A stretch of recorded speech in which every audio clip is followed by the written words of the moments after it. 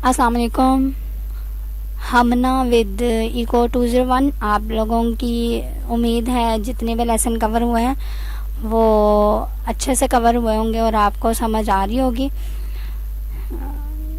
बंदा अब क्या कहे, ना तो आप लोग इतना अप्रिशिएट करते हैं, ना ये बताते हैं कि कुछ समझ आ रही है कि नहीं आ रही। हम और ज़्यादा इम्प्रूव करें कुछ चीज़ जो रह गई है। चलें खैर, आज का लेसन है आप लोगों का lesson number 34, how to avoid common writing problems. Common writing problem क्या होती हैं कि हम लोग जो हैं लिखते लिखते कुछ कहीं पे अटक जाते हैं।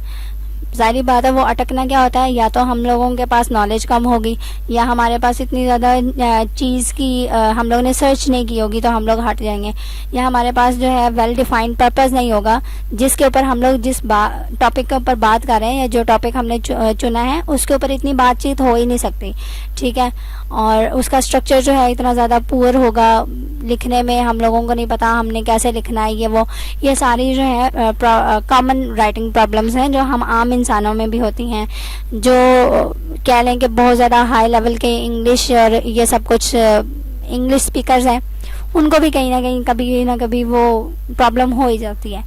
आपका टॉपिक है पहला राइटर्स ब्लॉक से ही पता चल रहा है कि कहीं ना कहीं अटक जाना, आपको इतना ज़्यादा चीज़ों का एक्सपीरियंस ना होना और आप कहीं ना कहीं किसी पॉइंट पे अटक जाते हैं। ये देख लें, उन्होंने लिखा हुआ है writer's block is what we call the experience of getting stuck while writing. हम लोगों का वो एक्सपीरियंस जो हम लोग राइटिंग करते हुए कहीं किसी टॉपिक पे अटक जाते हैं, स्टक हो जाते हैं, उससे आगे हमें नहीं समझ आती कि हमने क्या चीज़ या क्या पॉइंट लिखना है, किस पॉइंट को हम लोगों ने डिफ़ाइन करना है, किसको ज़्यादा एलेबरेट करना है, ये सारी चीज़ें। अब आगे जो है मैंने क्वेश्चन लिखा है, शॉर्ट क्वेश्चन है, name few factors of writers block. वो फैक्टर्स आपने बताने हैं जिससे हम राइटर्स जो हैं वो स्टक हो जाते हैं या ब्लॉक हो जाते हैं रिटन फॉर्म में कम्युनिकेशन करने के लिए। तो उसकी जो 4 चीज़ें हैं, 4 ही हैं मेरे ख्याल से, 4 ही हैं। लैक ऑफ इंफॉर्मेशन है, lack of well defined purpose है, poor knowledge of the audience है और लैक ऑफ कॉन्फिडेंस है। सबसे बड़ी बात जो है वो यही है कि हमारे पास या तो इंफॉर्मेशन कम होती है या हम लोगों में इतना ज़्यादा कॉन्फिडेंस नहीं होता, तो जो है हम लोग स्टक हो जाते हैं। एक ऐसा पॉइंट आता है जहाँ पे हमें बात आगे से कंटिन्यू करना ना समझ आती है और ना हम लोग कंटिन्यू कर सकते हैं। फ्यू फैक्टर्स हैं, आपने ये फ्यू मैंने इसलिए लिखा है, 2 मार्क्स का भी क्वेश्चन आ सकता था, 3 मार्क्स का भी आ सकता है और 5 का भी आ सकता है। 4 का तो होता ही नहीं है, आ सकता था। मैंने 2 का इसलिए बोला है क्योंकि आप लोगों का जो इस बार फाइनल टर्म का सिलेबस हुआ है, सिलेबस नहीं, मार्किंग जो हो रही है वो ये हो रही है कि आप लोगों 20 मार्क्स के जो हैं क्वेश्चन MCQs आएंगे, ठीक है, और 3 मार्क्स के क्वेश्चन दिए जाएंगे आपको, 4 मेरे ख्याल से 4 ही हैं, और 5 नंबर के 2 या 3 क्वेश्चन होंगे, टोटल 40 मार्क्स बनेंगे। तो 2 नंबर के जो क्वेश्चंस हैं वो तो अब भूल ही जाएं आप लोग। तो फ्यू फैक्टर्स इसलिए मैंने लिखा था कि 2 मार्क्स में भी आ सकता है, 3 मार्क्स में भी आ सकता है, तो इनको याद कर लीजिएगा। आगे उन्होंने इन 4 पॉइंट्स की एक्सप्लेनेशन दी है। पहला जो है लैक ऑफ इंफॉर्मेशन, वही बात है कि हमारे पास जो है if it is the result of poor research. एक तो हम लोग ये कर सकते हैं कि लैक ऑफ इंफॉर्मेशन में क्या है, हम लोगों ने रिसर्च ही इतनी ज़्यादा नहीं की है कि हम जो जिस टॉपिक पे बात करना चाह रहे हैं, पीछे जहाज़ है, जिस टॉपिक पे बात करना चाह रहे हैं, ज़ाहिर बात है अगर हमने एक टॉपिक सिलेक्ट किया उस पर बात करनी है तो उसके जो हम लोगों के पास इतना मटेरियल होना चाहिए कि हम उस पर बात कर सकें।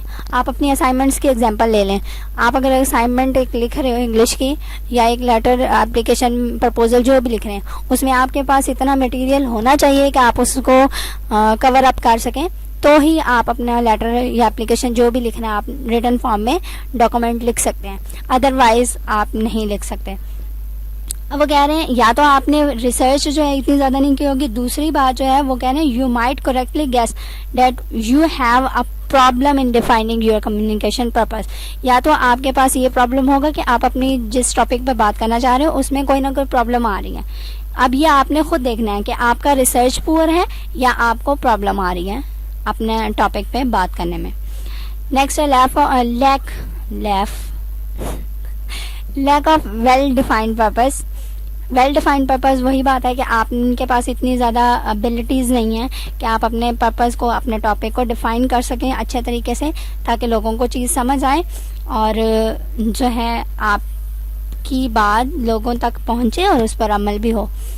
इसमें एग्जांपल जो है आपके लेक्चर्स जो बना रही हूँ मैं, या आपके सर जो लेक्चर्स बना रहे हैं, अगर हम लोग नहीं इतने अच्छे बना रहे हैं तो कभी भी आप लोगों को समझ नहीं आने थे।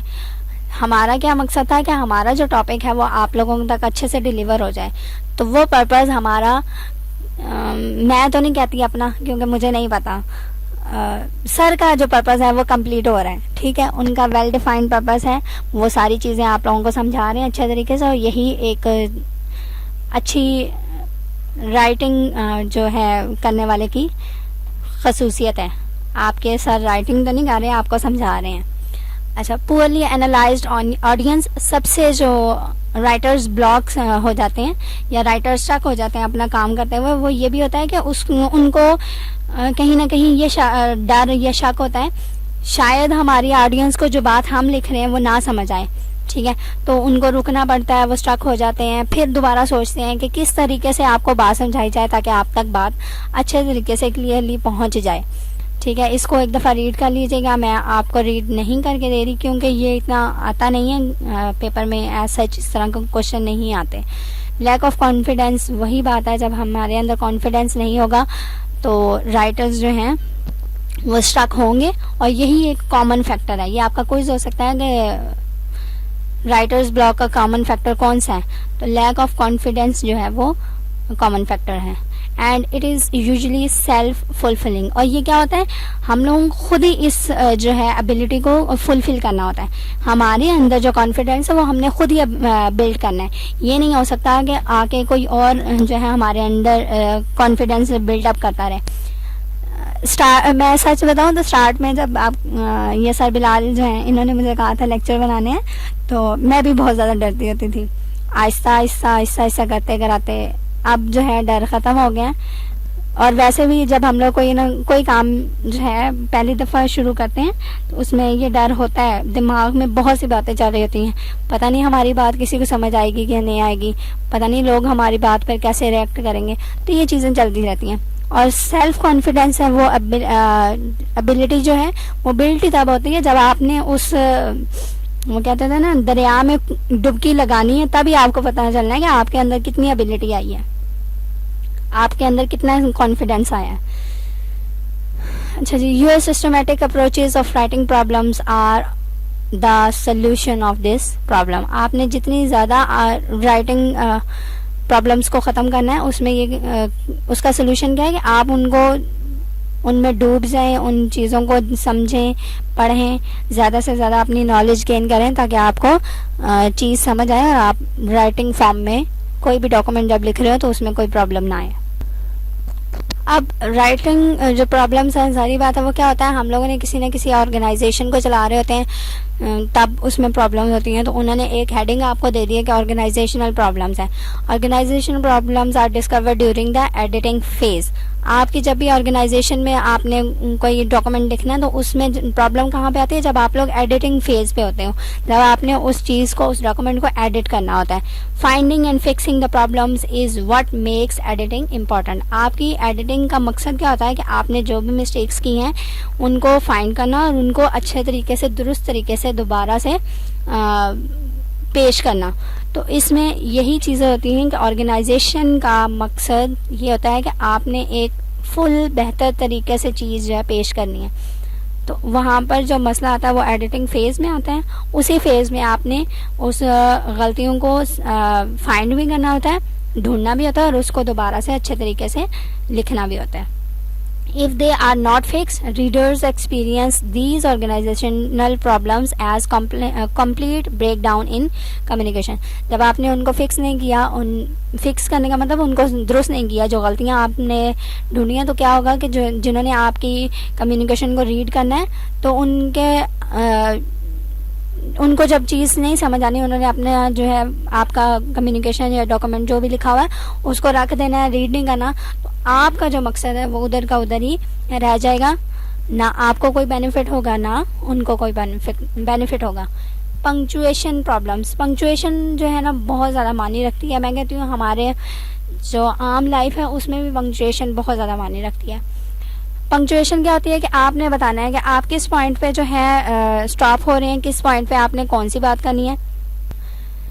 पंक्चुएशन प्रॉब्लम था, accurate punctuation does not ensure accurate communication. आपके जो एक्यूरेट पंक्चुएशन होती है ना वो तो एक्यूरेट कम्युनिकेशन को एंश्योर नहीं करती, लेकिन एक्यूरेट कम्युनिकेशन के लिए आपने क्या करना होता है, एक्यूरेट पंक्चुएशन मस्ट लगानी होती है। इस लाइन को मैं दोबारा से बोल देती हूँ, आपने पंक्चुएशन अगर एक्यूरेट रखनी है, ठीक है ना, उसका मतलब ये नहीं है कि आपकी कम्युनिकेशन एक्यूरेट होगी, लेकिन अगर आपकी एक्यूरेट कम्युनिकेशन आपको चाहिए तो आपने पंक्चुएशन एक्यूरेट लगानी है। इसको एक दफ़ा दोबारा देख लीजिएगा, मैं दोबारा बोलूँगी तो आप लोगों ने पागल हो जाना है। अच्छा, एक्यूरेट पंक्चुएशन जो है उसका मतलब क्या है, ये देखें इन्होंने एक एग्जाम्पल दी हुई है, इनकरेक्ट दी हुई है। Professor Bashir wrote the future of article, हाँ फ्यूचर ही है, future of article intelligence he has become well known as a result. इसमें देख लें, हमें पता तो चल रहा है कि उन्होंने एक सेंटेंस, एक लाइन दी हुई है, उन्होंने अपॉस्ट्रोफी एस नहीं था, इन्वर्टेड कॉमास में एक आपको सेंटेंस दे दिया। इसमें हमें नहीं पता कि कौन सी बात कहाँ पर ख़त्म हो रही है। प्रोफेसर बशीर ने रोट किया है, ये पूरी बुक का नाम है या कौन सी बुक लिखी है और कौन जो है उससे वेल नोन हुआ है। करेक्ट देख लें, प्रोफेसर बशीर रोट, उन्होंने एक जो है इन्वर्टेड कॉमा स्टार्ट में लगाए हैं, मतलब आपकी ये पूरी बात है। एक उसमें जो बात हो रही है वो क्या है, रोट की है उन्होंने कौन सी book, the future of artificial intelligence, ये बुक का नाम है। बात खत्म हुई है, उन्होंने सेमीकोलन यूज कर ली है। सेमीकोलन का मतलब क्या है कि ये बुक का नाम है, आगे बात आपकी जारी है। वो क्या है, he has become well known as a result, और वो जो है इस बुक की वजह से वेल नोन जाने जाते हैं लोगों में इस बुक के लिखने के नतीजे में। रीडेबिलिटी प्रॉब्लम सबसे बड़ी जो है हमारा यही प्रॉब्लम होता है कि हम अगर रीड नहीं कर सकते किसी टॉपिक को या किसी बुक को, तो हम लोगों को उस बुक का समझ आना बहुत ज़्यादा मुश्किल होगा। तो ये एक क्विज था आपका, readability is a buzz word, ठीक है। रीडेबिलिटी जो है वो एक बज़ वर्ड है, ये आपका क्विज है, with which most of us are familiar.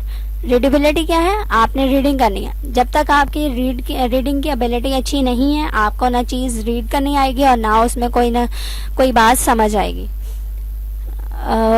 इनको रीड कर लीजिएगा। हाँ, एक और बात, इस इन लेक्चर्स में मैंने कुछ भी ऐसा नहीं लिखा कि ये आपका क्विज है, ये आपका शॉर्ट क्वेश्चन है या लॉन्ग क्वेश्चन है। वो इसलिए क्योंकि आपका शॉर्ट क्वेश्चन कहीं से भी बन सकता है, आपका क्विज कहीं से भी बन सकता है, लेकिन आपने अब जो करना है वो ये करना है कि अपने जो होते हैं ना, क्या उसको कहते होते हैं, पॉइंट्स क्लियर करने हैं। ये देख लें, इनमें एक उन्होंने टॉपिक हेड दे दिया, एक टॉपिक, और उसको उन्होंने एक्सप्लेन कर दिया। तो यही चीज़ आपने पॉइंट्स जो है अपने क्लियर करने हैं।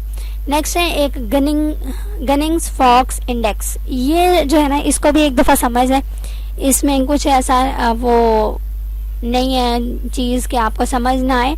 गनिंग फॉक्स इंडेक्स जो है वो इसलिए आपको दिया जाता है कि अगर आपके पास बहुत ज़्यादा लेंथी जो है एक वो दे दिया जाए, पैराग्राफ या टॉपिक दे दिया जाए, तो उसको आपने शॉर्ट फॉर्म में अगर लिखना हो, या कैसे, याद है आप लोगों को उर्दू स्लीज करते होते हैं, उसमें जो मुझे अभी भी याद है, मेरी जो है ना टीचर कहते होते थे कि आपने अपना पैराग्राफ के वर्ड्स रीड करने हैं, वर्ड्स को रीड करके डिवाइडेड बाय 2 करना है, इक्वल्स टू जितना आएगा वो आपने उसको स्लीज में लिखना है।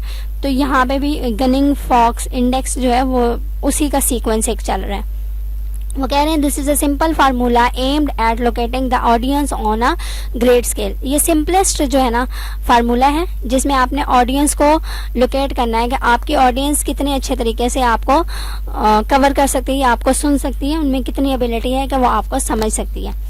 अब उनकी जो which is supposedly based on their reading abilities, उनकी रीडिंग एबिलिटीज़ देख लें कि उन्होंने या उनमें कितनी एबिलिटी है कि वो कितना पैराग्राफ या कितने पेज आपकी डॉक्यूमेंट के रीड कर सकते हैं। Select the part of text which is approximately 100 words long. आपको एक 100 वर्ड्स एग्जाम्पल दे रहे हैं, ये नहीं है कि आपने 100 वर्ड्स ही लेने हैं, एक एग्जाम्पल दे रहे हैं कि आपका एक टेक्स्ट है लिखा हुआ जो 100 वर्ड्स पर मुश्तमिल है, आपने उसको सिलेक्ट कर लेना टू द नियरेस्ट पीरियड. अब ये भी ख्याल रखना है कि वहाँ पर आपने सेलेक्ट करना है जहाँ पे आपकी बात ख़त्म हो रही हो. ये लेक्चर्स मेरा ख्याल से नेक्स्ट है. पीरियड वर्ड, हाँ पीरियड वर्ड नेक्स्ट है, लेकिन आप लोगों ने शायद कवर कर लिया, मैंने तभी वो पहले कवर करवाया था. पीरियड क्या है? Full stop. फुल स्टॉप कहाँ पे लगाते हैं? जहाँ पे हमारी बात एंड हो रही होती है. तो आपने 100 वर्ड्स तो सिलेक्ट करने हैं, लेकिन इस बात का भी ख्याल करना है कि आपकी बात वहाँ पर कंप्लीट हो. Introduction, leads and conclusions usually exhibit slightly different communications techniques which will skew the accuracy of this test. आपकी जो introductions वगैरह होते हैं, conclusions वगैरह होते हैं, वो जो है आपके इस टेस्ट को आगे पीछे कर सकते हैं.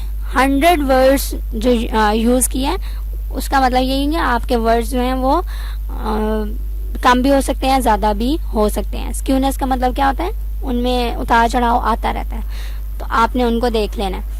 Count the number of sentences in the text. फिर आपने क्या करना है? सेंटेंसेज को काउंट करना है. पहले तो आपने वर्ड्स काउंट किए हैं, उसके बाद आपने सेंटेंसेस को काउंट करना है कि आपके उन सेलेक्ट करदा टेक्स्ट में कितने सेंटेंस हैं. Determine the average length of sentences by dividing the number of words in the text by the number of sentence. आपके जितने नंबर हैं, नंबर ऑफ सेंटेंसेस हैं, उनको डिवाइड करना है आपने नंबर ऑफ वर्ड्स के साथ. Count the number of words which have 3 or more syllables. फिर आपने ये भी काउंट करना है कि कौन से ऐसे वर्ड्स हैं जिसके 3 या 3 से ज़्यादा syllables हैं. अब syllables क्या चीज़ है? उम्मीद है आप लोगों को पता भी होगा, जिसको नहीं पता वो मैं बता देती हूँ. वर्ड होता है कंप्यूटर, ठीक है ना. अब उस कंप्यूटर को बोलने के लिए आपकी ज़ुबान कितनी दफ़ा रोल होती है, वो चीज़ आपके syllable कहलाते हैं.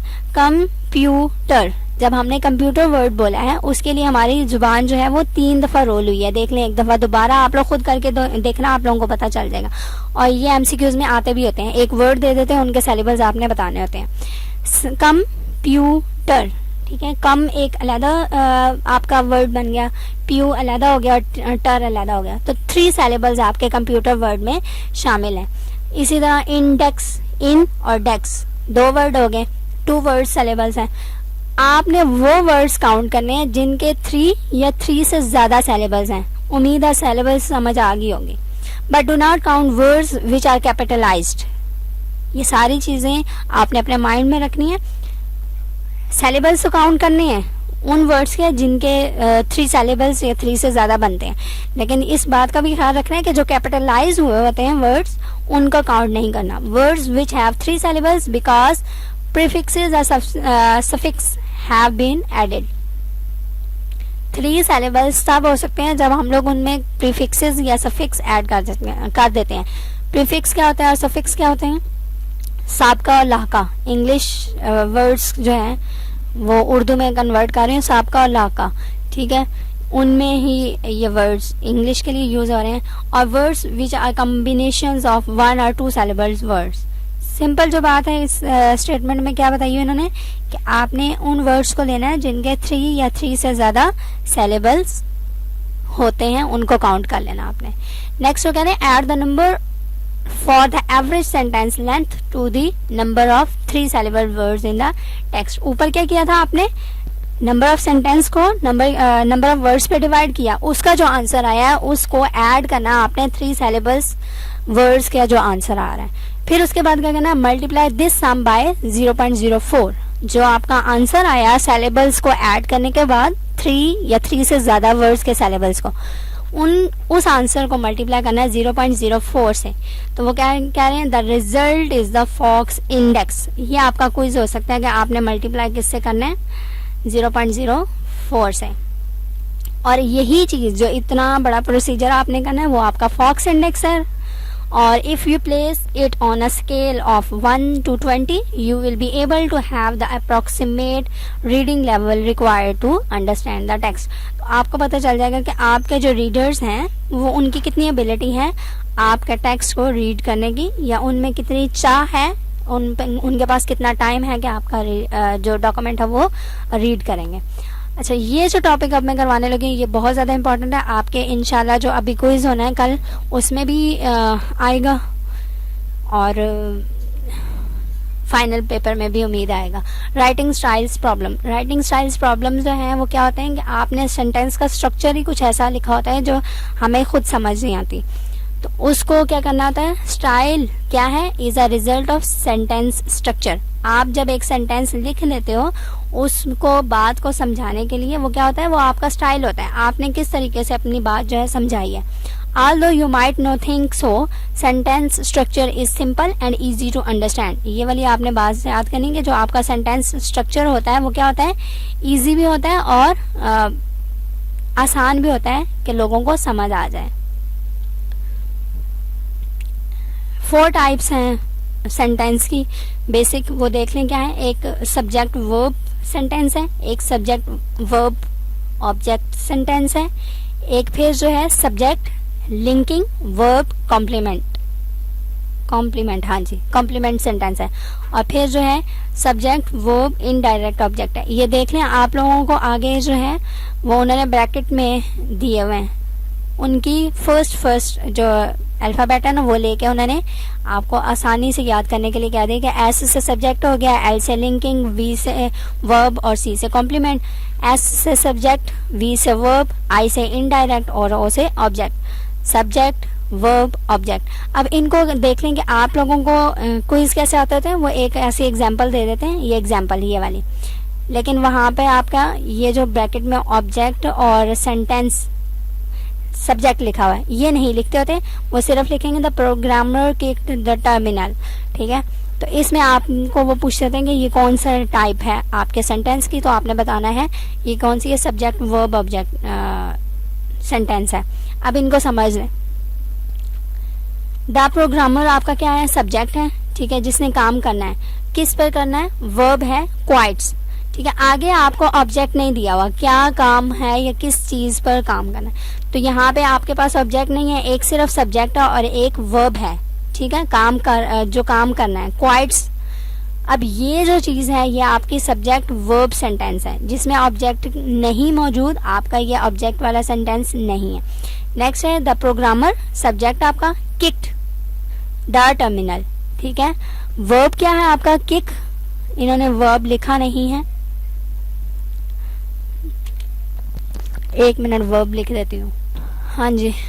सब्जेक्ट आपका क्या, प्रोग्रामर, किक्ड आपका वर्ब है और द टर्मिनल आपका ऑब्जेक्ट है। तो ये कौन सा सेंटेंस बनेगा, सब्जेक्ट वर्ब ऑब्जेक्ट सेंटेंस।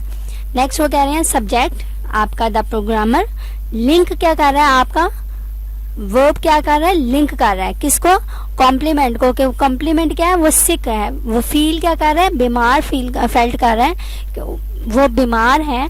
तो यहाँ पर आपका क्या होगा, द प्रोग्रामर सब्जेक्ट है, फेल्ट लिंकिंग वर्ब है, ये लिंक कर रहा है आपके कॉम्प्लीमेंट के साथ, और यहाँ पे कॉम्प्लीमेंट आपका सिक है, तो ये कौन सा सेंटेंस बन गया, subject linking verb complement. Next है द प्रोग्रामर आपका सब्जेक्ट, गेव आपका verb, the engineer indirect object है, ठीक है। अगर हम लोग ये इंजीनियर को हटा देते हैं तो simple the programmer gave a headache, ठीक है, लेकिन किसको दिया, इंजीनियर को, और ये क्या है, इनडायरेक्ट ऑब्जेक्ट है, और साथ में ऑब्जेक्ट क्या है आपके पास, आ हेडेक। तो ये वाला जो सेंटेंस है ये क्या हो जाएगा, सब्जेक्ट वर्ब इनडायरेक्ट ऑब्जेक्ट, ठीक है। ये आपके सेंटेंसेस से कुछ इनको देख लीजिएगा, और उम्मीद है कि यही सेंटेंसेस आते हैं। मैंने तो जब मेरा अपना भी स्टडी करी थी, इंग्लिश 201 सब्जेक्ट था, तब भी मुझे जो क्वेश्चन आया था या एमसीक्यूज आया था वो ये आया था, द प्रोग्रामर फेल्ट सिक, ठीक है, और नीचे उन्होंने क्या दिया था, ये कौन सी टाइप है, और टाइप्स के चारों नाम दे दिए थे। How to edit your work, edit कैसे करते होते हैं, जारी बात है हमें पता है कि हमने उसमें जो चीज़ गलती वगैरह होती है उसको निकालना होता है, ऑर्गेनाइजेशन लॉजिक होती है, मैकेनिकल डेवलपमेंट होती है, राइटर स्टाइल होती है, और क्वालिटी ऑफ मैन्युस्क्रिप्ट होती है। ये जो है आपकी एडिटिंग डिवाइड्स द टास्क, इतने टास्क होते हैं, इन टास्क को पूरा करके आपकी एडिटिंग कंप्लीट हो जाती है। ऑर्गेनाइजेशनल लॉजिक देख लें, the work should have the organisational logic. जो भी आपने काम करना है उसकी कोई ना कोई लॉजिक होगी, उसकी कोई ना कोई बेसिक बात होगी जिसके ऊपर आपने बहस करनी है। Organisational logic can be achieved by arranging the events chronologically और स्पेशली। अब क्रोनोलॉजिकली का मतलब क्या है कि आपने जिस तरीके से अपने एक डॉक्यूमेंट इकट्ठा किया है उसको आपने उसी तरतीब से देनी है।